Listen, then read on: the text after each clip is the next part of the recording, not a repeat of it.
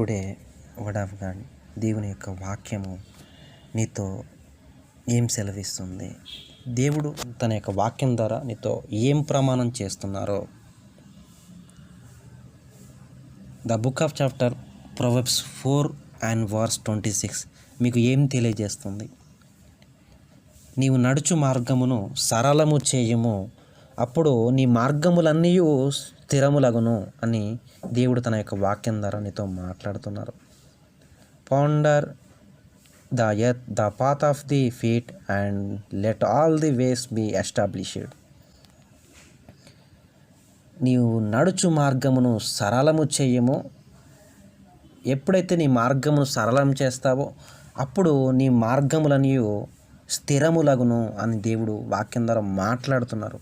అంటే దాని అర్థం ఏంటి?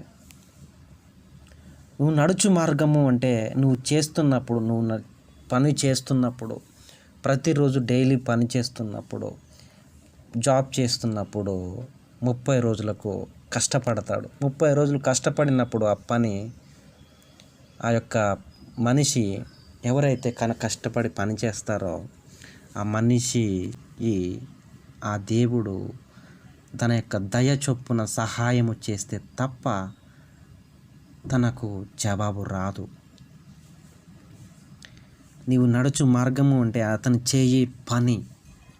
చేసే పనికి అతనికి సమాధానము మీన్స్ కష్టానికి డబ్బు చెల్లించడం అన్నమాట, రుణం.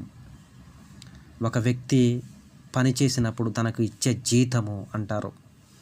ఆ జీతాన్ని అతను పొందుకున్నప్పుడు అతని మార్గము సరళము చేయబడుతుంది. అప్పుడు అతని మార్గములన్నీ స్థిరములవుతాయి. అంటే అర్థం ఏంటంటే అతను కష్టపడి పని చేసినందుకు అతనికి డబ్బులు చెల్లించినందుకు, అతనికి రుణం చెల్లించినందుకు, జీతగాడికి కష్టపడినందుకు, ఆ జీతాన్ని ఇచ్చినందుకు అతను తన పిల్లలను పెంచి పోషించుకుంటాడు.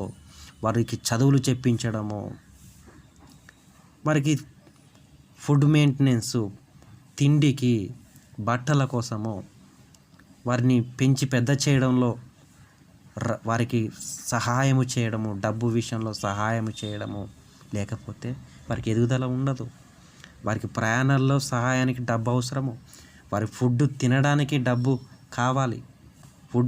ఫుడ్ కొనాలి కదా, రైస్ కొనాలి కదా, ఇంటి అవసరతలన్నీ కొనాలి కదా, వాటికి డబ్బు అవసరము కదా. ఆ డబ్బు అంతా ఎక్కడి నుంచి వస్తుంది?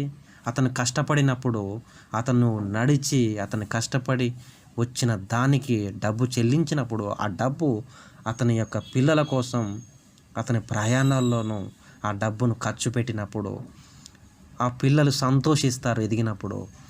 ఆ పిల్లలు ఎదిగినప్పుడు తన ముందు సంతోషంతో ఉన్నప్పుడు అతని మార్గములు సరళమగునవని చెప్తున్నాడు అన్నమాట.